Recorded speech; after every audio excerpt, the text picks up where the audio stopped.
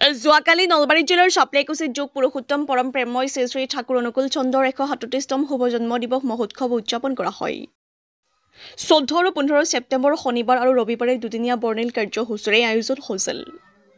যোৱাকালি ৰাতিপুৱা উষা কীৰ্তন আৰু প্ৰাতকালীন বিনতি প্ৰাৰ্থনাকে আৰম্ভ কৰি ৰাতিপুৱা ধৰ্মালোচনা সভা আন বহুতো কাৰ্যসূচী ৰাখি সন্ধিয়া সাংস্কৃতিক অনুষ্ঠানো ৰখা হয়। সন্ধিয়া সাংস্কৃতিক অনুষ্ঠান সংগীত বিহু নাগাৰা নাম আদি ৰখা হয়। উক্ত অনুষ্ঠানত প্ৰায় 2000তকৈ অধিক ৰাইজ উপস্থিত থকা দেখা পোৱা যায়। চন্দ্ৰৰ 137তম জন্ম মহোৎসৱত আমি সৎসংগ কেন্দ্ৰ চাপলাইকুছি মেৰকুছিত বৰ্ণাঢ্য অনুষ্ঠানেৰে আমি দুদিনীয়া কাৰ্যসূচী আয়োজন কৰিছিলোঁ। এই দুদিনীয়া কাৰ্যসূচীত 14 তাৰিখে আমাৰ খেল ধেমালি প্ৰতিযোগিতাবিলাক আছিলে আৰু আজি আছিলে আমাৰ দিনজোৰা কাৰ্যসূচীৰ পৰা সাংস্কৃতিক অনুষ্ঠান আৰু প্ৰায় আজি দিনৰ ভাগত প্ৰায় 1500ৰ পৰা 1800 মানুহৰ সমাগম হৈছে।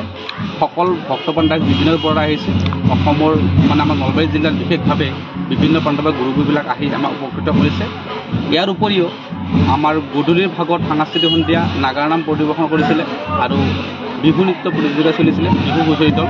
গতিকে এই চেগতে আমি ধৰ্মপ্ৰাণ ৰাইজৰ বিষয়ৰ পৰা আমি ক'ব বিচাৰিছোঁ যে মেৰকুছি অঞ্চলৰ বাসিন্দা সমূহ ধৰ্মপ্ৰাণ ৰাইজৰ এই সৎসংগ পৰম্পৰাময় শ্ৰী ঠাকুৰ চন্দ্ৰৰ যি 137তম জন্ম মহোৎসৱ হৈছে এই চেগতে আমি সকলোকে ধন্যবাদ জ্ঞাপন কৰিছোঁ আমাৰ সেই উৎসৱটো সফলতামূলকভাৱে চলাই নিয়াৰ কাৰণে। আৰু আগন্তুক অহা আমাৰ দেওঘৰৰ পৰা গুৰু পৰিয়ালসকল আহিব আৰু সেইসকলৰ পৰাও বিশালভাৱে প্ৰায় আমাৰ ডিচেম্বৰ মাহত নৱেম্বৰ মাহত প্ৰায় 10-15 হাজাৰ মানুহৰ এটা সমাগম উৎসৱ হ'ব।